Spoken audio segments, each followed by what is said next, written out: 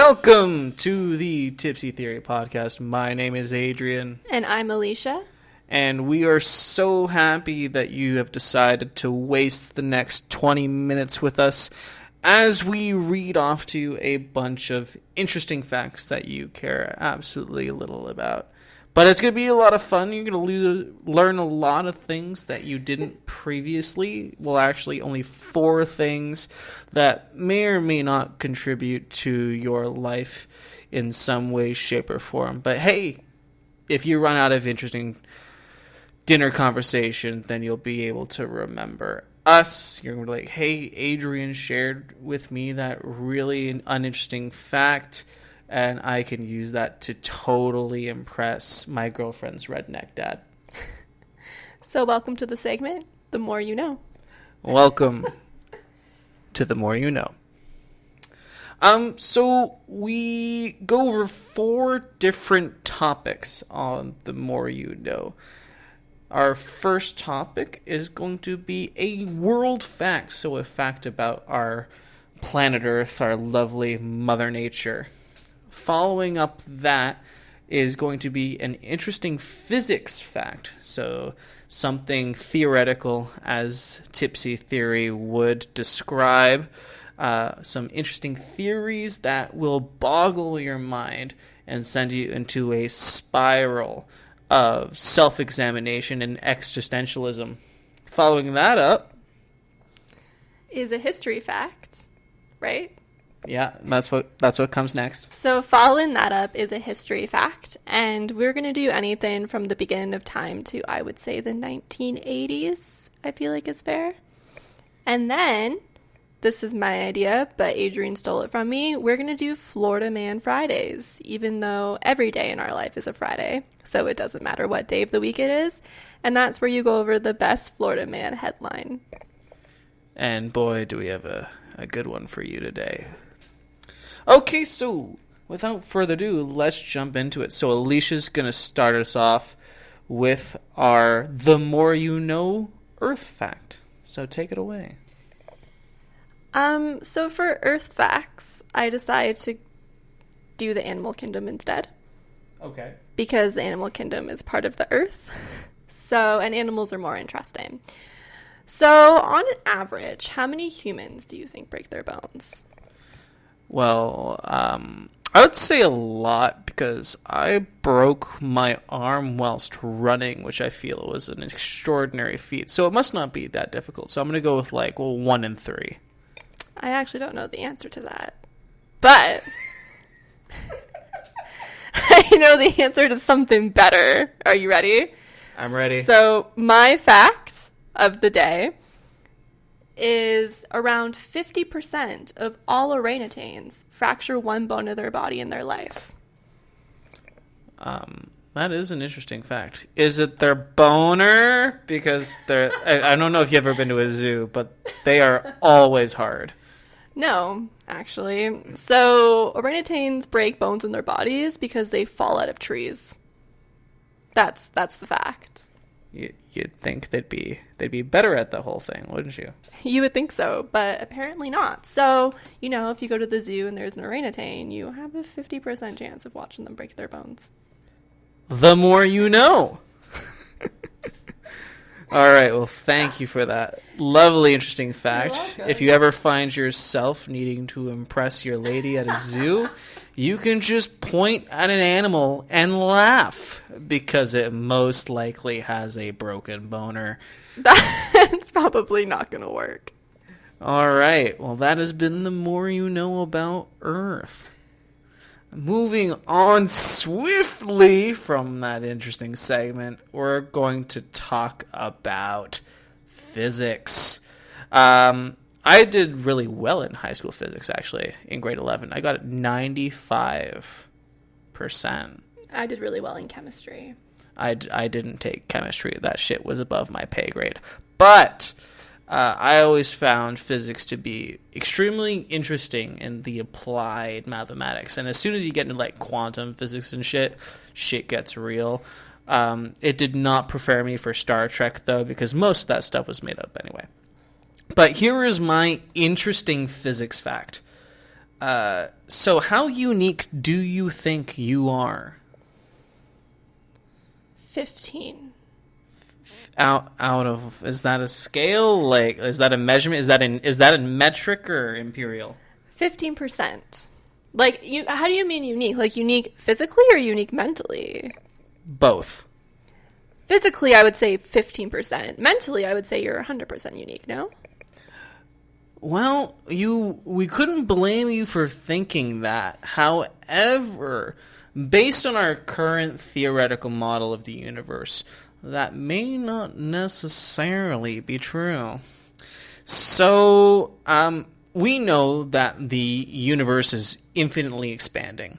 And because of that, we can extrapolate that there are an infinitesimal amount of universes where there are possibly other yous and other me's. However, those universes are not necessarily separated by some sort of abstract, metaphysical quantum portal or anything. They're actually a function of distance away from us. Now, that distance is incredibly large, but your nearest identical doppelganger in almost every way, shape, or form is 10 to the 10 to the 10 to the 23 light years away. So that is a one with over several billion zeros. But you could theoretically, maybe not in our lifetime, but in a lifetime many eons from now, would be able to meet your identical doppelganger. That's not really a fact. That's more of a hypothetical ideology statement. There is no truth to this at all. What are you talking about? No, because if you're saying that there's going to be doppelgangers in the universe light years away, you first have to prove that there are living creatures. This is like the theology of like, there's 5 of me existing right now, but we're all doing different things because we all exist in different planets. Well, no, this is a bit different than that, because since our universe is ever expanding, and there are only so many, at least that we know of, finite resources in the world, and there are only so many finite combinations in order to compile those resources, then that means that eventually those compositions would have to be duplicated the further out you go, because we would have exhausted all the possible combinations of molecular atoms and energy and whatnot. So if you go far enough, you would eventually arrive at a duplicated copy of our solar system, and theoretically a duplicated you. I want you to try to tell that to all the alien non-believers out there right now. You exist in a galaxy far, far away and a long, long time ago. Kind of like Star Wars. Absolutely nothing like Star Wars. Yeah, but I needed to wrap it up, so. And this has been The More You Know About Physics. We seem to have lost Allysha, though. She doesn't seem too impressed with my fact. Well, no, because I just want to keep talking about it because it's so inaccurate. But I read it on the internet, so it must be true. All of these facts are not fact-checked, so we have about a 75% chance of telling you the right things today. But if you think about it, it makes sense. No, it absolutely does make sense, but I think at the same time, you also need to first discover aliens that aren't like us. Like, the first thing you're not going to run into is you. No, but if you were to run into an alien first, that theoretically means that your doppelganger 10 to the 10 to the 10 to the 10 to the 23 light years away would be running into that same alien. Hypothetically. Hypothetically. And this has been The More You Know, my second attempt to try and move away from this subject. And now we are going to move on to an interesting fact about history. So, Allysha, what do you have for us today? So, I am now a history graduate. So, I would like to think my knowledge of history is very broad, especially through, crash courses and stuff like that. Up until 1856. Yes, but that's why I picked one that was before 1856. Smart choice. So there is a lot that I have on the top of my head that I want to go through, but I actually picked one because I thought it reminded me of you. Oh, that's so sweet. It's not.